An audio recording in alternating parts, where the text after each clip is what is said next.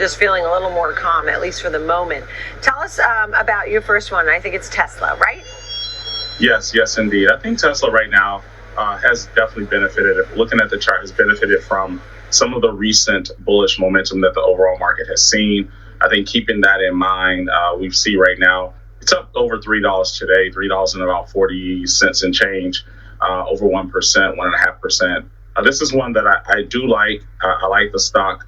I understand that there is some volatility around the stock due to, obviously, Elon and some of the comments he makes on social media and some of the promises that has been really put out there. But I think what's coming is something very interesting with their full self-driving event that's coming in October. So at this price level, if that is something that can get the market going, I think there's some higher price action to come. Yeah, understood. Okay, so you see some higher price action. Let's see. It's had a choppy chart, but of late, no one expected that NVIDIA would go down to 120 and Tesla would go up to 220. I mean, people were scratching their heads, right? But that's exactly what happened. Tell me, Ben, about the charts. Good morning. Has been kind of a choppy chart, but each of the pullbacks we've seen in that chop has yet to take out key levels that were established on the way up. So just kind of getting into some of the price activity, I'm looking at a few different time frames I wanted to focus on. First and foremost, a 5-minute candle and the rally we've seen just over the last week or so. You can see the stock was trading in the bottom left corner there, down around that 180, 190 level. Look at this really well-defined trend up where value has been and continues to move at and establish itself at higher and higher levels. Now, again, in terms of the chop, some of these pullbacks, like this one, for example, not what the bulls wanted to see, but you can also notice how we did not get below 187. That was the key area that we established prior to that bit of retracement. So moving away from this 5-minute candle chart, you're going to see a similar pattern playing out on the hourly candle chart. This sell-off here right now that's been playing out, the move lower, not what the bulls want to see, Nicole, but still holding and finding support above a key area right around that 180 level. So the way I see it, get back through 250, or in fact, I think if you wanted to, you could even bring that area balance down a bit and kind of look at this as one larger area. So in this instance, get back above 230, open up a door for a retest this 271 level. I wanted to show you one more chart I've got my eye on. You're going to now understand why I'm really leaning on the bullish tones or sentiment here. And it's because, again, this longer term chart, you can see, look at this, from all the way down around $14 back in the fall of 2019 up to $414, more sideways than not as of recent, but again, build momentum to this 230, 250 area, and I think the bulls are back in charge here. Tesla wins lawsuit in Louisiana. Elon Musk advocates for California AI safety bill. Tesla highlights key battery power milestone in Texas. Tesla gets $133 million MegaPack deal in Australia. Tesla China has reported registrations in August, and it looks pretty good. We'll talk about Tesla's Sentry Mode, a promotion on Tesla's Model X for customers. Tesla expands supercharging network in New York, and the US is offering $521 million in grants to improve and expand EV charging. So welcome to my channel, where I give you the latest Tesla news.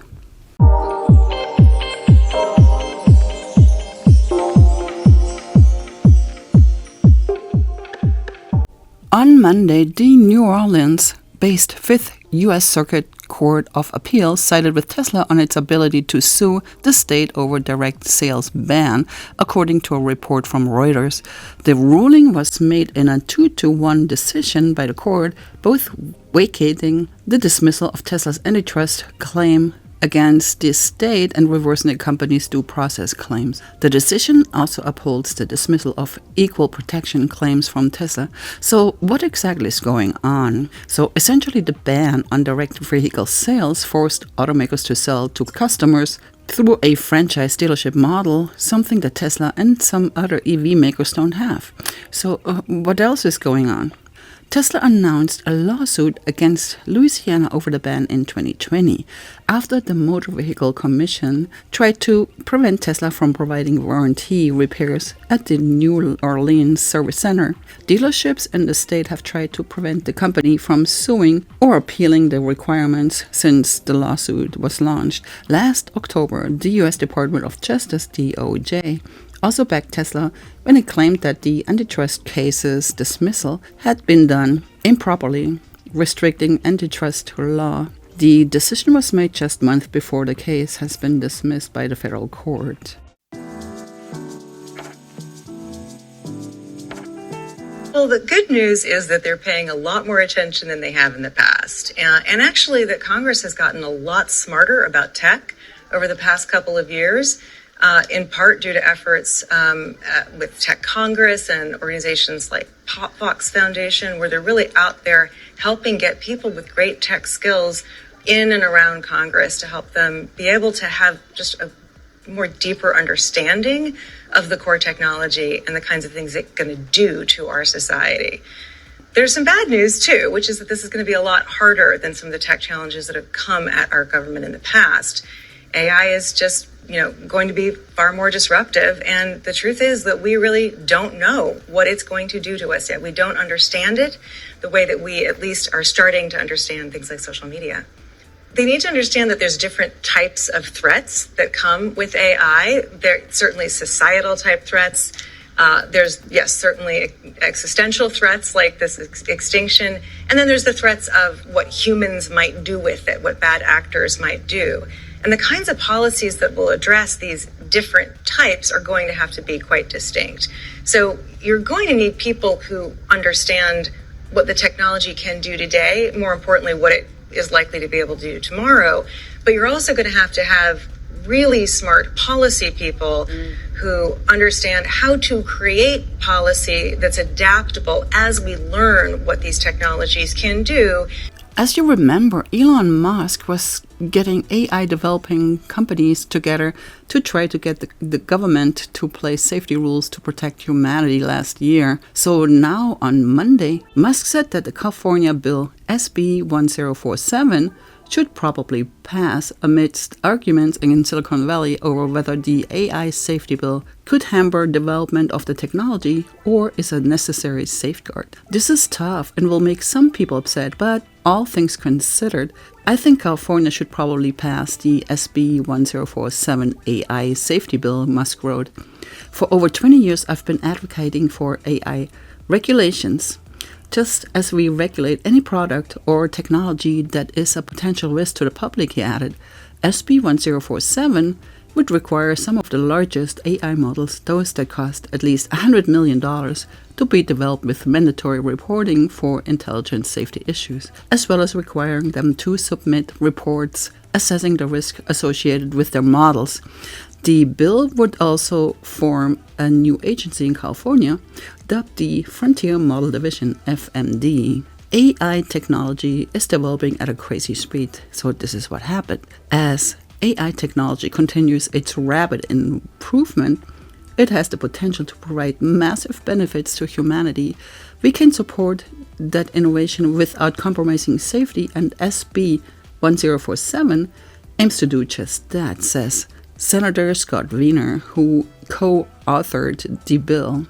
By focusing its requirements on the well-resourced developers of the larger and most powerful frontier models, SB 1047 puts sensible guardrails in place against risks while leaving startups free to innovate without any burdens. The bill has officially passed the California Assembly Appropriation Committee and will now advance to the Assembly floor for final vote. If it passes, it'll cross Governor Gavin Newsom's desk, who would need to sign the bill into law before the end of the month. Musk warned about AI safety before, saying to legislators last September that AI could pose a civilization risk if not regulated.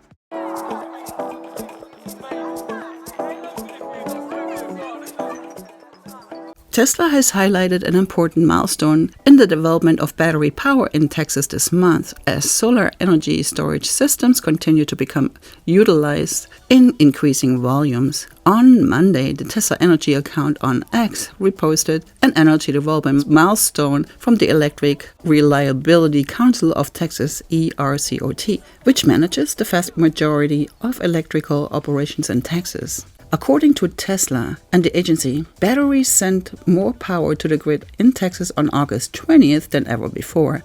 It was also a record-breaking day overall for demand, solar generation and net load, leading to a record day in battery discharge and indicating the changing energy landscapes as the renewable energy storage industry grows. Tesla has been a major player in the energy storage industry, with the company offering two main products for storing generated energy: its grid-scale MegaPack and its smaller home and commercial Powerwall batteries. Tesla builds its MegaPack at a factory, the MegaFactory in Lathrop, California. It builds the Powerwall in its Gigafactory in Sparks, Nevada. The company has also started construction in Shanghai, China. And Tesla has also gained another MegaPack contract in Australia, coming at the latest of the company's commitments to build new energy storage sites and expand existing ones. The contract will oversee the expansion of the recently finished Western Downs battery in Queensland, Australia, increasing the energy storage site size to 504 megawatt to 1.80 megawatt hours, as detailed in a report from Renew Economy. In total, Tesla will provide 140 MegaPack units for the project, expecting to be valued at about $133 million,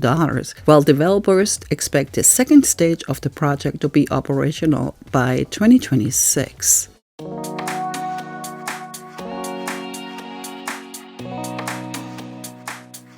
Tesla China saw 14,200 new vehicle registrations in the week of August 19th to August 25th, 2024.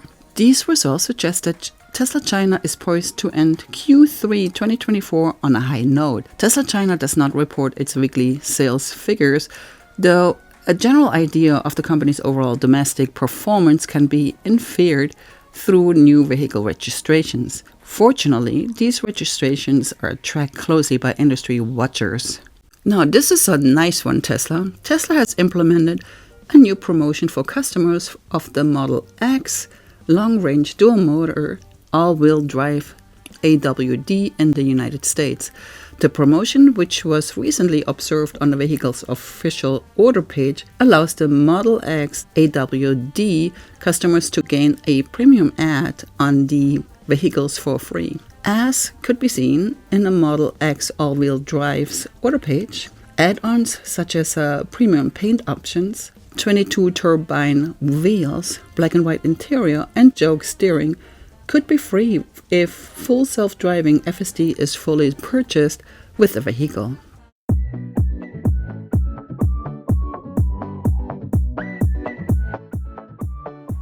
Now listen to this. Tesla has spent $18 million to expand its supercharging presence in New York City as it acquired a lot in the borough of Queens on August 16th. Perhaps one of the most difficult parts of being an electric vehicle owner in New York is the fact that charging is in short supply, leading to a problematic ownership experience.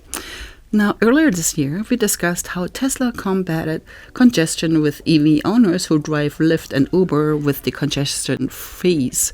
The automaker also confirmed earlier this year that it could build more supercharger sites in New York, with more locations coming in the boroughs of Queens, Staten Island, and Brooklyn.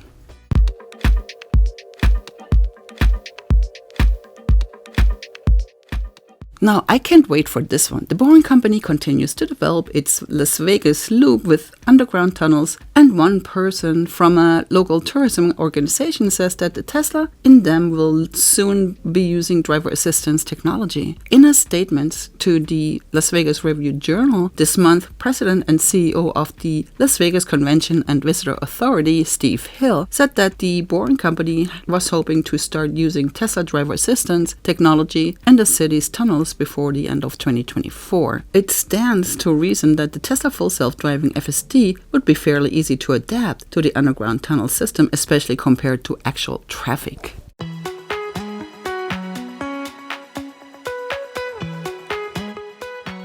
This is not the first time they caught someone doing something crazy with the Sentry Mode, so here we go. Tesla Sentry Mode assisted police in locking up a theft suspect who was on the run from the police for 8 months. In January, Cord Van was identified as a subject in a theft. He met up with Tyler Murphy, who was a business owner who repaired, sold, and refurbished gaming computers. Murphy met with Van in January in the parking lot of a restaurant after the two had chatted about a transaction. Van took a $1,600 computer and ran off. Murphy's Tesla was in Sentry Mode and caught it on camera. Van was identified just weeks after the theft. He was arrested and released in February, but failed to show up for the court date in summer, which led to his warrant being issued for his arrest.